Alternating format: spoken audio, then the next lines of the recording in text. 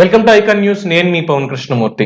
ఆంధ్రప్రదేశ్ లో డీజీపీ చుట్టూ రాజకీయం జరుగుతోంది. ఎస్, చెప్పుకోవాలంటే జగన్మోహన్ రెడ్డి గారు కావాలని చెప్పే సర్వీస్ రూల్స్ ని వీటన్నిటిని కూడా ఆ ప్రొసీజర్ ని కూడా తుంగలోకి తొక్కి ఆయనకి కావాల్సినటువంటి వ్యక్తిని డీజీపీగా నియమించుకున్నారు. అది కూడా ఇన్ఛార్జ్ డీజీపీగా మాత్రమే, పూర్తి స్థాయి డీజీపీగా కాదు.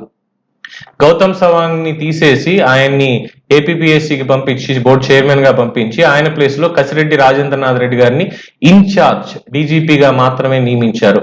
సో 2019 ఎన్నికల టైంలో అప్పుడు డీజీపీని తప్పించి గౌతమ్ సవాంగ్ ని ఇన్ఛార్జ్ డీజీపీగా ఎన్నికల కమిషన్ నియమిస్తే జగన్మోహన్ రెడ్డి గారు వచ్చిన తర్వాత ఆయన్ని పూర్తి స్థాయి డీజీపీగా ఆయన్ని మార్చేశారు. సరే, ఆయన భావ ప్రకటన స్వేచ్ఛ గురించి కోర్టులో చెప్పిన సెక్షన్ల గురించి అందరికీ తెలిసిందే. దాని తర్వాత సీనియారిటీ ప్రకారం గౌతమ్ సవాంగ్ కాకపోతే సవాంగ్ తర్వాత సీనియారిటీ ప్రకారం లిస్ట్ లో ఉన్నటువంటి వాళ్ళు ఎవరు, ఆ సీనియారిటీని బట్టి డీజీపీ స్థానం అనేది వస్తుంది తప్పితే మన ఇష్టం వచ్చిన వాళ్ళని వేసుకోవడానికి కాదు. కానీ అక్కడ ఉన్న వెసులుబాటు ఇన్ఛార్జ్ డీజీపీగా పెట్టుకోవడానికి మాత్రమే, అది కూడా కొద్ది కాలానికి. కానీ ఈయన అలా పొడిగించుకుంటూ వెళ్ళారు, ఆయన పెట్టుకున్నారు, సరిపోయింది.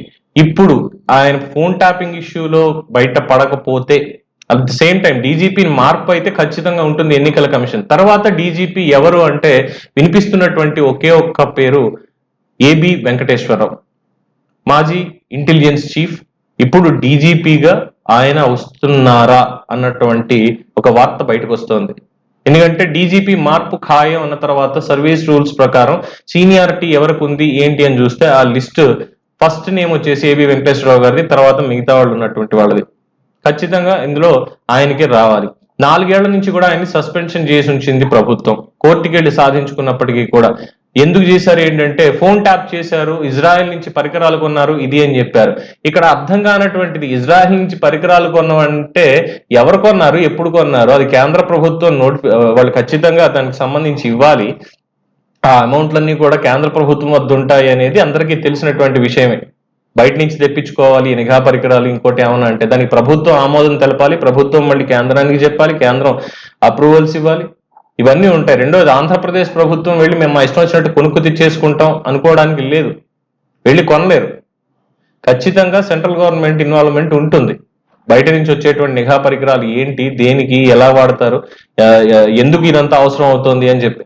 సో ఆ విషయంలో ఆయనకి క్లీన్ చిట్ అనేది వచ్చింది, అందరికీ తెలిసిందే. కానీ ప్రభుత్వం మాత్రం సస్పెన్షన్ లో పెట్టి ఆయనకి వెళ్ళండి, మీరు వెళ్ళి అక్కడ ఈ మొత్తం దీనికి సంబంధించి వివరణ ఇచ్చుకుంటే తప్పితే ఏం లేదని కోర్టులో పోరాడుతూనే ఉన్నారు. ఆయన ఆఖరికి తీసుకెళ్లి మళ్ళీ ఈ ప్రింటింగ్ దీనికి సంబంధించిన దానికి ఆయన ఇచ్చారు, అక్కడి నుంచి కూడా సస్పెండ్ చేసేశారు. ఇలా చేసుకుంటూ వచ్చింది జగన్మోహన్ రెడ్డి ప్రభుత్వం.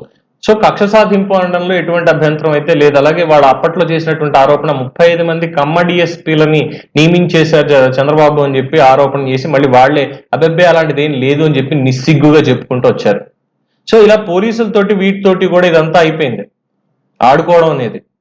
సో ఇక ముందు ఆటలు సాగనివ్వకుండా ఎన్నికల కమిషన్ కూడా ఇప్పుడు పకడ్బందీగా చర్యలు తీసుకుంటోంది. అందులో భాగంగానే ఏపీ డీజీపీ మార్పు కూడా ఉంది. అందులో సీనియారిటీ ప్రకారమే నెక్స్ట్ నియామకం ఉంటుంది అని చెప్పినప్పుడు ఏబి వెంకటేశ్వరరావు గారే రాబోతున్నారు అన్నటువంటి ఒక వార్త గట్టిగా వినిపిస్తోంది. మరి ఆయన నిజంగానే డీజీపీ అవుతారా, లేదు ఎన్నికల కమిషన్ గత పరిణామాలు ఇవన్నీ కూడా పరిగణలోకి తీసుకొని వేరే వాళ్ళని ఏమైనా నియమిస్తుందా అనేది సస్పెన్స్ గానే ఉంది, వేచి చూడాల్సిందే. సో దీని మీద మీ అభిప్రాయం ఏంటనేది కామెంట్స్ రూపంలో తెలియజేయండి. చూస్తూనే ఉండండి ఐకాన్ న్యూస్. నేను మీ పవన్ కృష్ణమూర్తి.